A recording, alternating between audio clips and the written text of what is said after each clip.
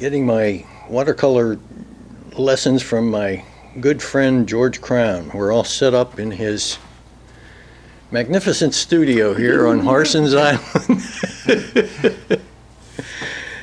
And George is a master watercolor, and he's going to show a wet in the wet technique here. Okay, George, let it rip. All right. First of all, dry paper. We're going to wet it all down. Use a big brush, make it a little faster.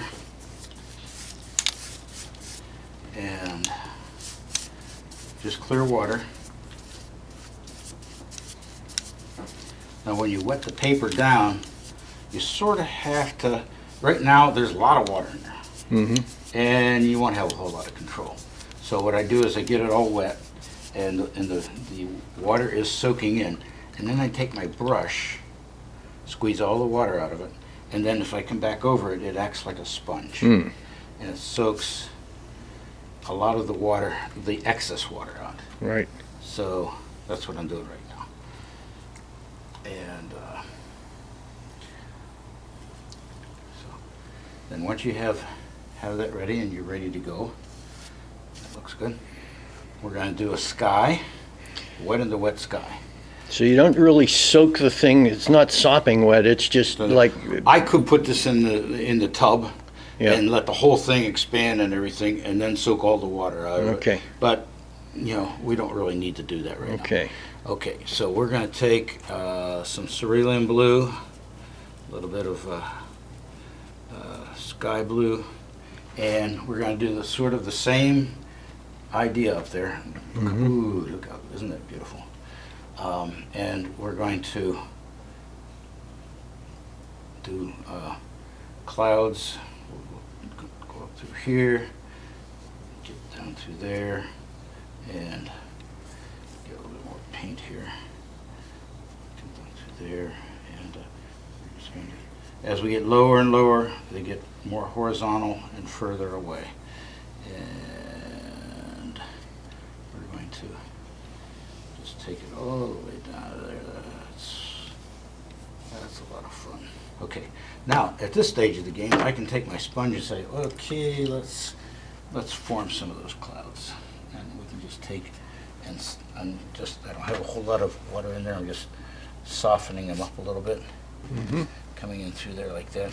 We can create, and oh, there's a little yellow on there. Oh well, you know the thing about clouds, a lot of times they'll reflect the colors of the sky, of the ground, Mm-hmm. and you can put yellows and blues in there, and or browns in there, and not having trouble at all. Okay, now we got the blue sky in there, and I'm going to strengthen that in a minute, but we're going to come back in here.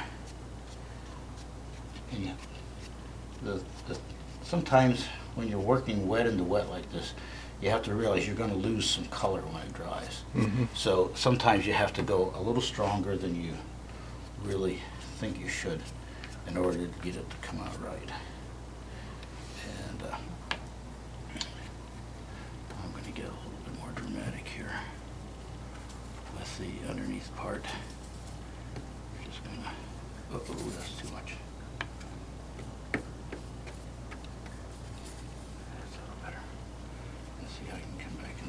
A little too strong with the sepia. Okay, Freddie, that's too strong for me, so I'm going to lighten it up a little bit. Paper towel. Mm-hmm.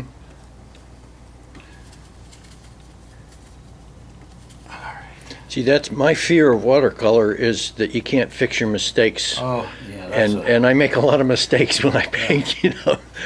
No, and you're going to see here, once I get a little bit of strength in here to get the underneath parts of the clouds working for us. And at this stage of the game, I can manipulate that. Mm-hmm.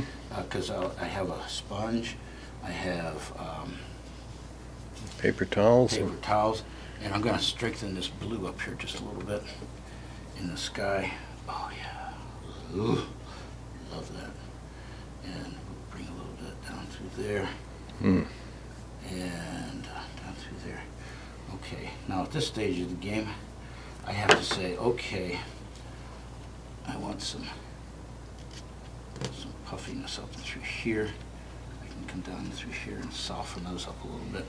So that you can still manipulate that. Oh yeah. See, right now Yeah. I'm changing the shapes of the clouds a little bit. We have this Yeah. shaded part in here. I'll bring a few light areas in through there. I don't like this down through here, so I'm going to change it a little bit. And we can take our sponge. We can create some wind sweeps. Hmm. A little bit of drama in the sky itself. And say, oh, we got some wind over through there. And it's just, this is the fun part of watercolor, is trying to create, and we get further and further away. Then when we come back in with, let's say we're at the ocean, and we come in there and actually create a horizon line. You know, it really makes that sky come alive. Yeah. And we can come back and try Wow. and say,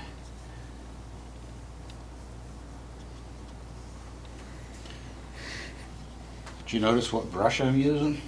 Now see, I did The this flat. a little too soon. Mhm. There was a little too much water in there, so I lost my hard edge. Mm-hmm. Okay, just clean out your brush. And strengthen that. You can lift that out of there. Nice, soft, straight edge. So, Of course, you have to have a good steady hand to do that. a couple of scotches. But we'll just come in through there and put a little bit of, and let's put a little bit of, now this is where, if I want to, I can come in and dry that.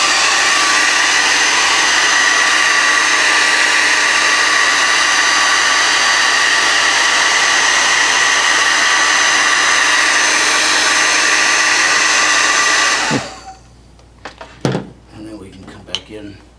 Notice I'm still using that damn big brush. A little bit of that. Just a little bit of that. And we can come in and say, okay, we've got some landform over through here. A few trees. And we'll bring that on around. Bob Ross, eat your heart out.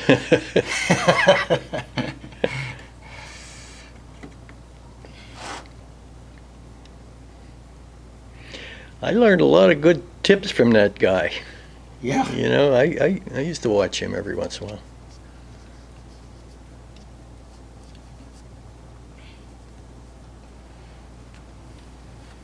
And I'm going to just give that horizon a little more strength.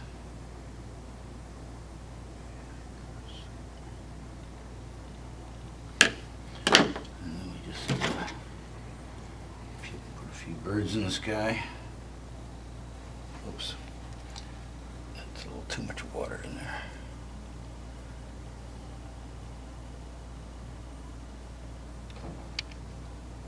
Got a goober on there.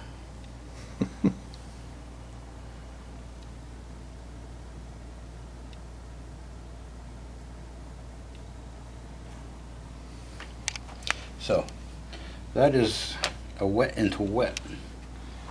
Well, we got a nice little seascape there in just a few minutes. Let's see, we got 9 minutes.